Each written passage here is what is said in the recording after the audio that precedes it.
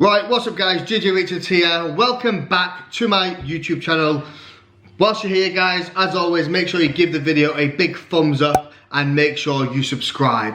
So today, it's been quite a while since we've got the whiteboard out and I've dropped some knowledge bombs on you guys, so we thought, why not now? So what I'm gonna do today is I'm gonna go through energy expenditure, i.e. calorie deficit, but I'm gonna go into it in a little bit more detail and give you a few points on how you can make it work for you. So, calorie deficit. So basically, you've probably all heard it before where if you reduce the amount of calories that you burn off in a day, you are going to drop body fat. But there's a few different things that you can consider. So what I've done is I've broken it down into two different sections. So the little yellow magnet, that represents our daily calories. The red magnet, that indicates our daily activity. So usually what you want to do is you want to reduce calories and increase your activity. So the larger this gap between the two magnets, the bigger the calorie deficit that you are in. But a few things to consider is, I don't care what anybody says, a calorie is not a calorie, okay? So when it comes to your daily nutritional intake, calories are broken down into macronutrients. So we've got protein, carbohydrates, and fats. So if you wasn't aware, per gram of protein, there's 4 calories, per gram of carb, there's 4 calories, and per gram of fat, there are 9 calories. So basically, if you're just looking to drop your calories, you need to consider where the best place to drop those calories from. Because if you're still training quite hard in the gym, you don't want to drop your protein too low because muscle recovery is going to suffer, therefore performance is going to suffer. Carbohydrates, if your carbs are too low, your energy is going to suffer. So you're not going to be able to perform better in the gym, you're just going to feel very lethargic and very low on energy throughout the day. So you just need to consider where those calories are going to come from. Also, when it comes to activity, the things that we can do to increase activity is our workouts and our performance whilst we're in the gym. You know, the harder you work, the more calories you're going to burn. Also, our cardio, steps as well, and then just generally your day-to-day activity. You know, avoid sitting down on your bottom all day. So a few things to consider is that if you just drop your calories, okay, and your activity level is still the same, what's going to happen is, because your calories are so low, energy is going to be massively impacted. And one of the most important things that you need to consider is your performance in the gym.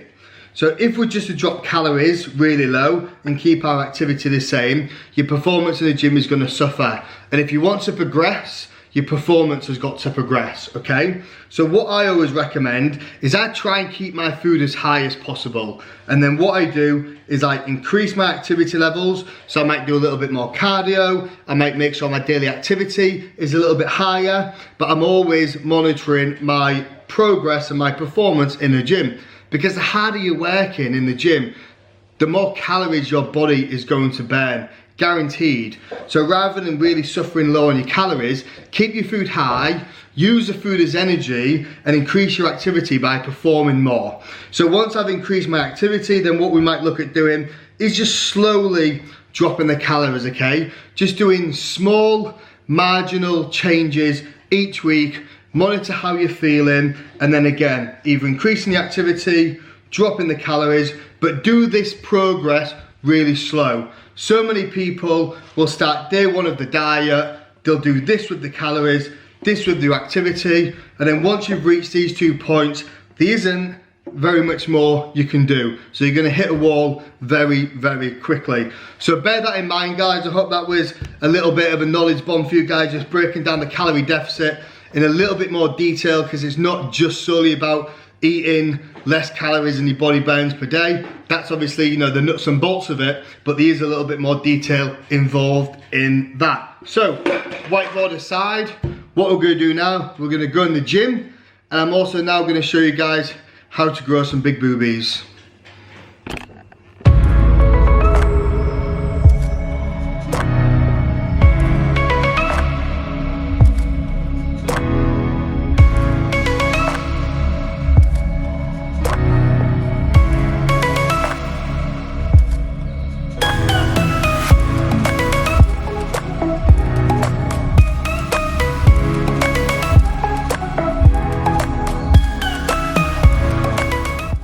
Right, so just in the gym now, just finished warming up on the bench press. I'm going to go for my one working set now. So how my training is structured at the moment is I'm doing push, pull, rest, arms, legs, rest. And I'm kind of doing more like a power building style training session at the moment. So whenever I do chest, I'm always starting on bench press. Legs, I'm always starting on squats. And when I'm doing pull, I'm always starting on deadlifts. And I'm pretty much almost going to singles on my main compound exercises, because I do like training heavy and I'm trying to increase my strength at the moment. And then once I've kind of done that main compound lift, then I'm doing the hypertrophy bodybuilding style movement. So with chest at the moment, I'm still not going crazy in regards to doing like 1 or 2 reps, because you know, I'm always a little bit mindful since recovering from my rotator cuff impingement, but I play it by how I feel. So shoulder feels good at the moment, so I'm just gonna go 140 on the bench, and yeah, I'm probably gonna go just around 4 to 6 reps on this. Then once we finish that, then we'll move on to some more bodybuilding style movements from there. So let's get it.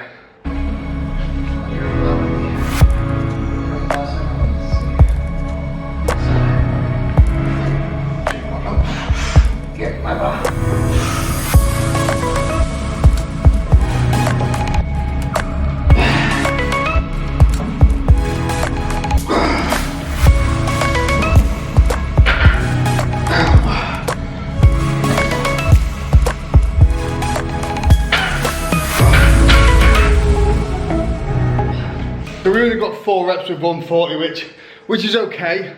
It's nowhere near my strongest, but I'm still a little bit mindful to push it too much. And also, frustratingly, I clipped the J-hook on the 3rd rep. So the only problem with benching in this rack is the J-hooks are quite big, so it is sometimes a bit difficult to try and avoid them when you're pressing. Otherwise, you've got to set your body too far away from the bench, and it's just uncomfortable re-racking it. But anyway, excuses out the way. Gonna do a back off set now, so I'm just gonna drop it to 100 kilos. We're just gonna go for double figures on this one, just to try and get a bit more blood in the chest. We'll focus now on getting a bit more of a chest pump.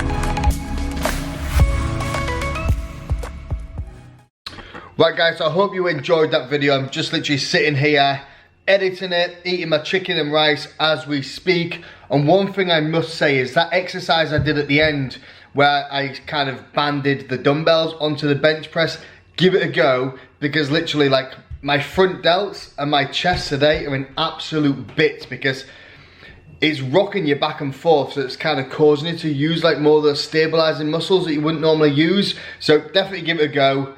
It's quite an awkward one to do, but it's an absolute killer the next day. So give the video a thumbs up guys, don't forget, make sure you subscribe, and until next time, peace.